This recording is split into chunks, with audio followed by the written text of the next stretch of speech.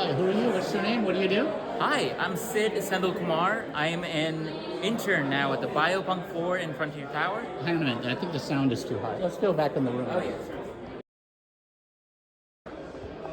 Hi, who are you? What's your name? What do you do? Hi, I'm Sid Senthilkumar. I'm a computational biologist graduate, and I'm now working as an intern at the Biopunk floor in the Frontier Tower. Frontier Tower is a village structure with each floor representing a different startup industry like biotech, AI, robotics, longevity. I'm very interested in how the infrastructure of the environment in SF supports startups and other innovative people. I noticed that as an engineer, as a technologist, I'm told to follow the startups and these structures and become successful in a specific way.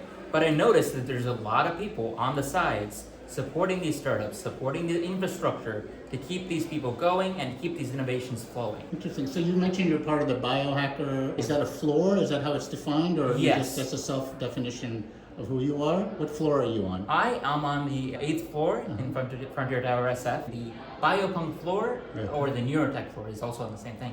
We work on bringing biotechnology, like molecular biology, microbiology, all these simpler techniques, and we bring classes and talks to people. This past week, we had a biohacker named Josie Zahner, very famous biohacker, and she was talking about her work with Daniel Strackman the other week. I was hosting that event, so I'm an intern and I get to be in the middle of these things, just talking to people as much as I can, asking the most interesting questions I can come up with, and being at the center of things just to help coordinate the community and get them interested. Basically, I just graduated with my master's out at the University of Texas at Dallas, and I realized that the SF community and the biopunk floor that they were building here. I met up with Elliot Roth on Twitter. I knew this was going to be important. So I came out to California and basically helped them build a shelf a month ago. And now I'm involved, and Elliot is away, and I get to be his figurehead, helping host the events, making people feel comfortable about biology. There's a lot of hesitance in biology with how people approach it, with how they think there's a lot of learning to be done when really passion is all you need to excel in the field.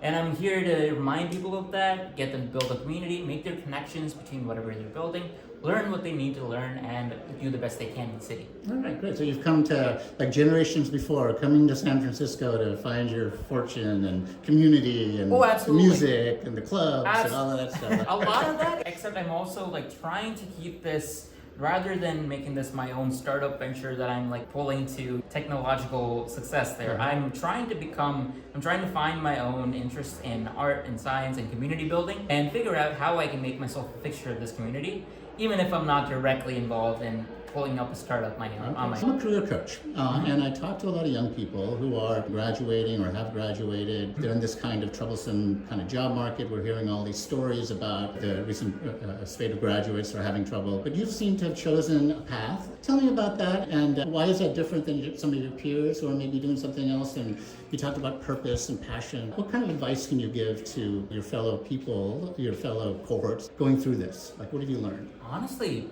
I'm personally still struggling to find a job myself, but I realized that being from Texas after I graduated, throwing resumes from afar, it was a bit impersonal, and I did not see what the field was doing. I did not get to understand enough about the process, and it was very alienating. So what I did was just bring myself out here to the center of all these things where things happen, right? And I think there's a lot to say about putting yourself in the middle of a system rather than expecting it to bring things to you in the form of a formal career opportunity or something, things like that. We tend to underestimate how important it is to be in the middle of these communities, to make these connections, and to meet these people. So what are some of the networking tips you'd give to people who would go out? What have you learned from meeting all these senior people, accomplished people, and right in the midst of the energy, and you're coming to talks like this? How do you network? What kind of tips do you give to your folks? A few things. One simple thing I think about is to always connect one event to the next. If I'm going to an event, I'm heading outside, I want to make a connection there that will lead me to another event after that. I want to make sure whatever I'm doing leads to something or leads me to another event. Yeah. It's a very simple thing. It's very, as someone who focuses on being social, I think it's a very simple rule to have, and it's helped a lot. Intimidation is completely natural. I completely get that. It's a part of the process even, because the intimidation, I think, does lead to curiosity, and I'm consistently being thrown into events here that with people that are way out of my range in terms of status or like whatever. But I've been You're in right the there, center yeah. of things just by being able to make them feel comfortable, by making them feel human enough to have conversations where I do respect them, and making that obvious, and making as many of these like interactions as possible. That's great. That's great. Good luck with that. I think you have the right attitude, and then I really appreciate your time. Okay. Great talking. Thank you.